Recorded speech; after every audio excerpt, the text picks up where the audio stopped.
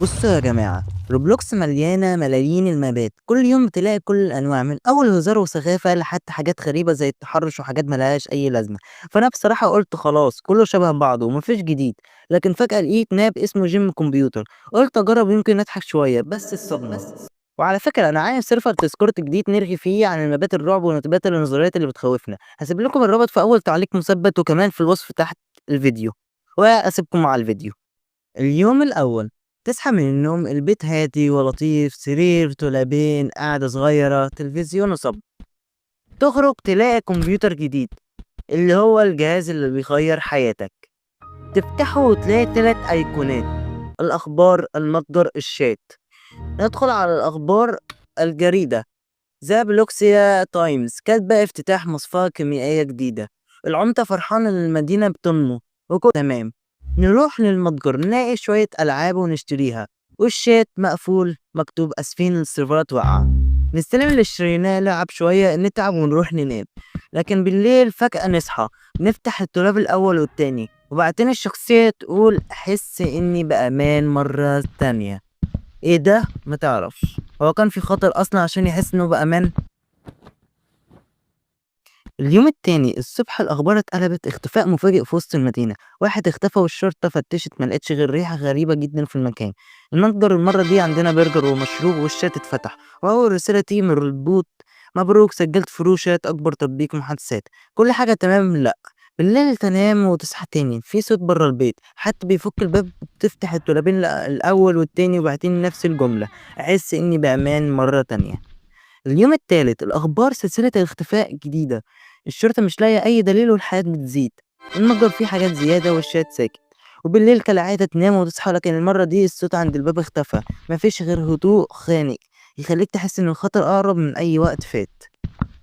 اليوم الرابع الأخبار العمدة بينكر إن في مشكلة، بس المكتب غرقان في قضايا المفقودين.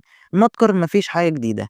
الشات برضه ساكت. الغريب هليكوبتر عدت من جنب البيت بتاعه وتتعب وتنام. يجي الليل الصوت رجع عند الباب، حد عايز يخش. تبص على الدولابين والشخصية تقول تاني: أنا أحس بأمان مرة تانية.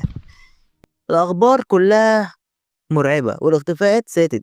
ده كله حصل في اليوم الخامس، والعمدة يعلن الأحكام العرفية ويسلم الموضوع كله للجيش. في تهديد مجهول في الظلام والناس لازم تفطر في بيوتها. المنظر اتقلب، بقى في حاجة شكلها اسود وغريب. تشتري كل حاجة، الشخصية تبدأ تسجل الشبابيك واستعداد لحاجة جاية، وبعدها تنام.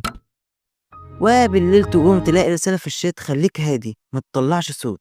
شايج على الدواليب ما تلاقيش ان غير في البيت فاضي، والصوت عند الباب يرجع خبط خبط خبط، حد بيخبط بجنون.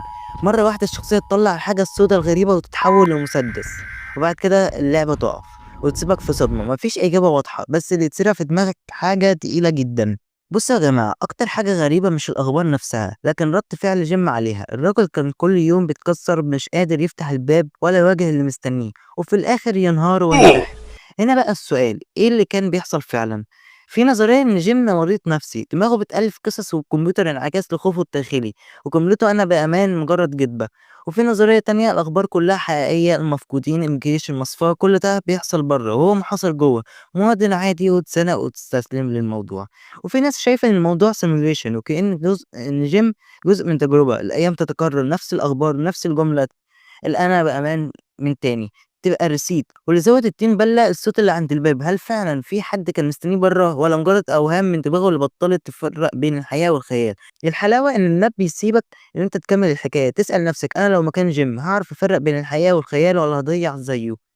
وفي الآخر الماب ده من بره شكله عادي جدا: بيت، كمبيوتر، شوية أخبار ومتجر، بس الطريقة اللي معمول بيها تخليك حاسس إنك عايش فيلم رعب نفسي تقيل، مش مجرد رعب جري وصريخ.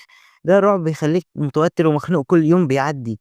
ودي كانت حكاية جيم كمبيوتر، لعبة بسيطة في الشكل لكن وراها رسالة صوتية جدا. قولولي بقى في الكومنتات، انت شايف جيم كان مظلوم وضحية للظروف، ولا دماغه لعبت بيه وضيعت حياته؟ ولو وصلت معايا لحد هنا يبقى الفيديو عجبك، فبلاش تبخل عليا بلايك وسبسكرايب. وكان معكم ميتو، اشوفكم في الفيديو الجاي، وسلام.